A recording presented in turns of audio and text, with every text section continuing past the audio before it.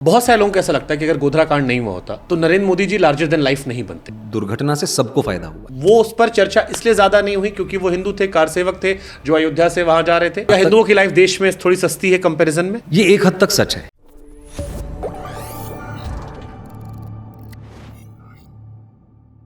एक बड़ा अच्छा डायलॉग इस फिल्म का है जो ट्रेलर में मैंने देखा।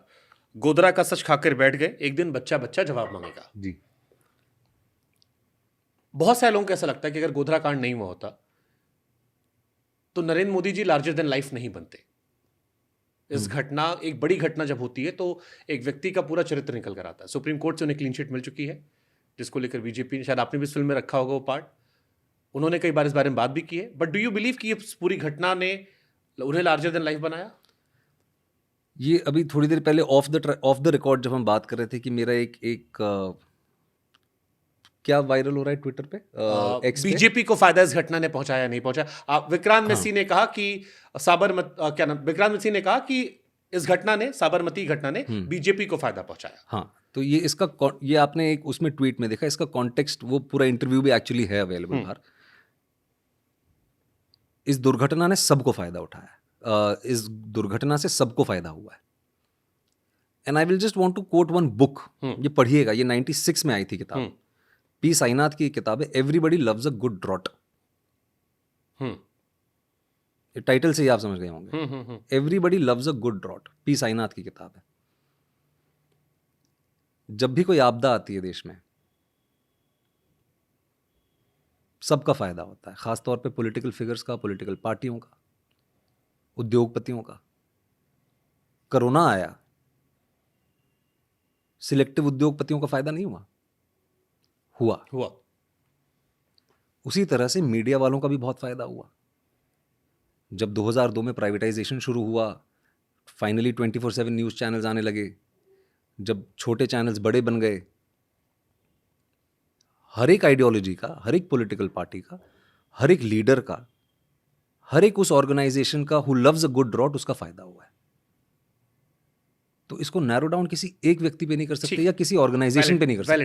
वैलिड पॉइंट है जी, मैं सहमत हूं आपकी बात से। जी, एक क्वेश्चन और इसी में फ्रेम करता हूं मैं, फिर मैं आपके ऊपर आऊंगा। आपको कुछ ट्वीट्स भी निकाले मैंने। जी। डू यू बिलीव कि ये 59 लोगों की बातें इसलिए नहीं हुई क्योंकि वो हिंदू थे?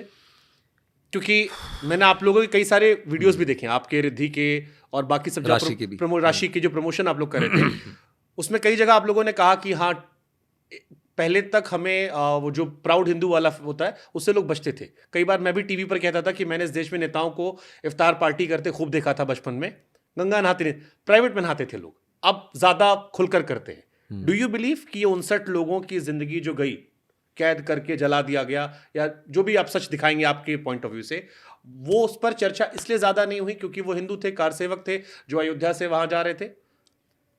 सर, या हिंदुओं की लाइफ देश में थोड़ी सस्ती है कंपैरिजन में? सर, ये कहना गलत होगा कि हिंदुओं की लाइफ सस्ती है। मैं उम्मीद करता हूं कि ऐसे ना हो, तो मैं शायद वो, अगर वो है तो it will break my heart, ऐसा ना हो। आई स्टिल वांट टू सस्ती से मेरा रेफरेंस है, चर्चाएं कम होती हैं, शोर कम होता है, उतना आक्रोश नहीं आता है। ये एक हद तक सच है, ये एक हद तक सच है। मैं कहीं ना कहीं एक हद तक एग्री करता हूं, बट नॉट एंटायरली।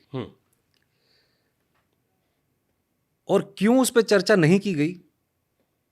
जो चीजें हमें पता है कि क्यों, क्योंकि बहुत सारे पक्ष थे। एक मीडिया का पक्ष था, एक ग्राउंड पे जो ग्राउंड रियलिटी थी, चलो वो तो हमें पता नहीं बिकॉज हम उस वक्त वहां थे नहीं।